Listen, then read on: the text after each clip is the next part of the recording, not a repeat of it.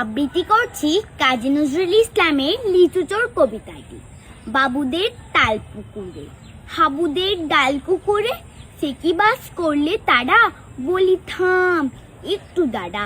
পুকুরের ওই কাছে না লিচুর এক গাছ আছে না, ওটা না আসতে গিয়ে ইয়া বড় কাছে নিয়ে, গাছে গিয়ে যেই চড়েছি ছোট এক ডাল ধরেছি, ও বাবা মরাত করে পড়েছি সরাত জোরে। পট বিপদ মালির ঘাড়ে, সে ছিল গাছের আড়ে, বেটা ভাই বড় নচ্ছা, ধুমাধুম গোটা দুচ্চার, দিলে খুব কিল ও ঘুষি, একদম জোরসে ঠুসি। আমিও বাঘিয়ে থাপড়, দেহাওয়া চাগিয়ে কাপড়, লাফিয়ে ডেঙ্গু দেয়াল, দেখি এক বিক্রি শিয়াল, আরে ধ্যাত শিয়াল কোথা, ভোলাটা দাঁড়িয়ে হতা, দেখে যে হাতকে ওঠা, কুকুরও জড়লে ছোটা।